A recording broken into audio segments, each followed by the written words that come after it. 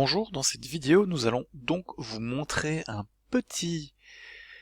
petite démonstration de l'outil de développement JGrasp et nous ferons un premier programme Java. Donc voici cet outil, mais avant de démarrer il faudra bien sûr l'installer.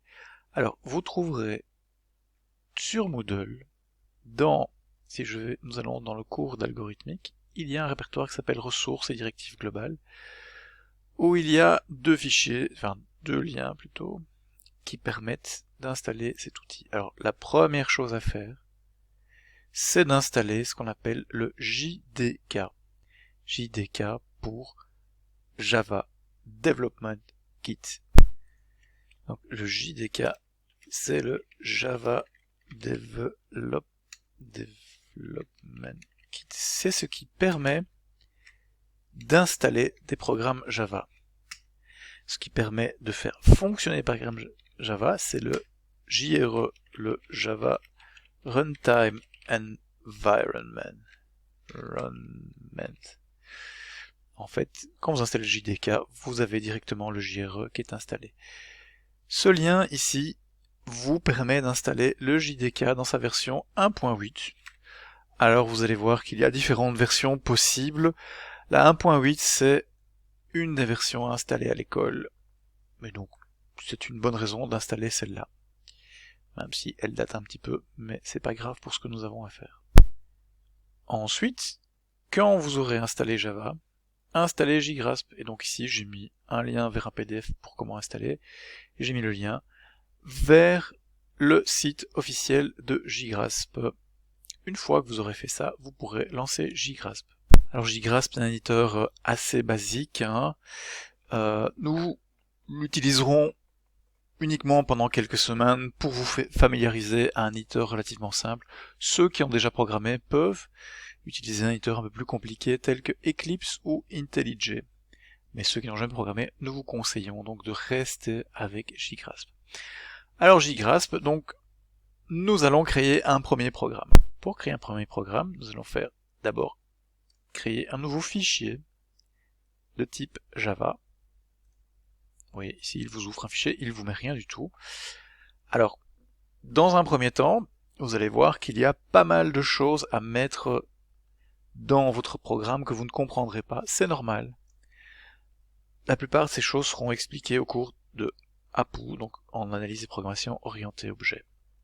Alors savoir que tout programme Java se trouve à l'intérieur de ce qu'on appelle une classe.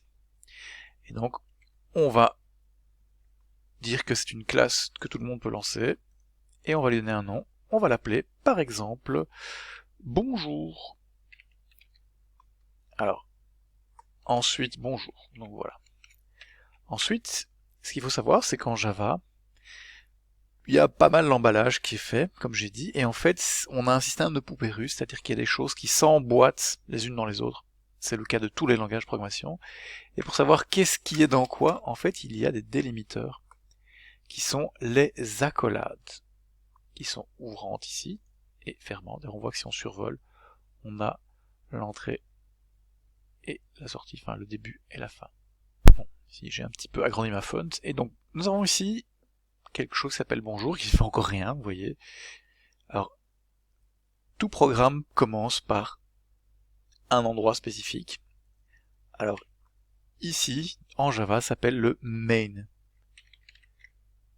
Main, en anglais, ça veut dire principal. Et en fait, on va dire que ce main, tout le monde y a accès. On va mettre un petit mot-clé void, qui veut dire en anglais vide, ça veut dire que ça ne produit pas de valeur. Et on va lui dire que on va mettre une petite formule magique ici qu'on n'expliquera pas maintenant, qu'on pourra expliquer dans quelques semaines ce que ça fait. Et de nouveau, jeu d'emballage, on fait une accolade ouvrante, une accolade fermante. Et là, on est prêt à faire notre premier programme, c'est-à-dire qu'ici, le programme, il va commencer et on va exécuter tout ce qui se trouve à l'intérieur du main. Ça s'appelle une méthode en fait, à l'intérieur de la méthode main. On va simplement afficher un message ici. Alors pour afficher un message, on doit dire au système, avec une majuscule, en sortie, out pour sortie, que l'on va imprimer quelque chose. Print, alors ln c'est pour dire line, c'est pour passer la ligne une fois que c'est fait. Et on va simplement dire bonjour. Alors, vous avez remarqué plusieurs choses. Donc system.out.println, on a des parenthèses pour dire qu'est-ce qu'il faut imprimer, et on met entre double guillemets ce qu'on veut imprimer. C'est ce qui s'appelle une chaîne de caractères. Chaîne de caractères. Et donc, vous voyez que cette chaîne de caractères, elle est en vert. D'accord? Donc, on voit bien, par exemple, si j'avais fait ça, hop, si j'avais supprimé l'accolade fermante, eh bien, on voit qu'ici, la parenthèse fermante et le point-virgule sont en vert. Donc ça veut dire qu'on on voit bien que la chaîne n'est pas fermée. Alors encore une fois, on est dans le même système, hein. C'est-à-dire qu'on a donc début, fin, avec les parenthèses, et puis accolade ouvrante, accolade fermante. C'est un principe qu'on retrouve dans tous les langages de programmation, ce jeu de poupées russes. Dernier point à noter dans le programme, c'est le point-virgule. En fait, comme on l'a dit dans l'introduction, un algorithme est une suite d'instructions. Et en fait, une instruction se termine par un point-virgule. C'est pas la fin de la ligne, ça dépend des langages. Certains langages, c'est la fin de la ligne. En Java, c'est le point-virgule. Et donc nous avons ici un premier programme tout à fait utilisable. C'est le programme bonjour. Il y a une méthode principale, c'est ça qui va être exécuté. Ça, on oublie pour l'instant. Qu'est-ce qu'on va faire? On va imprimer un message bonjour. Alors, comment va-t-on faire pour exécuter ce programme? Tout d'abord, nous devons enregistrer ce programme. Donc, dans les fichiers, nous allons l'enregistrer. Alors, vous voyez qu'il va proposer ici un nom de fichier par défaut. Vous pouvez choisir le répertoire dans lequel vous allez enregistrer les choses. Ici, je suis sur mon PC personnel. À l'IPL, vous enregistrez dans votre drive U, par exemple, sur votre clé USB. Et on voit que le programme, il s'appelle bonjour.java, .java pour dire que c'est du code en Java, et bonjour, parce qu'en fait, un programme doit toujours, une classe Java doit toujours être mise dans un fichier qui porte le nom de la classe. J'enregistre. Maintenant, je suis prêt à transformer le code en code exécutable par la machine. En fait la machine virtuelle Java, mais on parlera de ça un peu plus tôt. Je vais faire ce qu'on appelle, je vais compiler.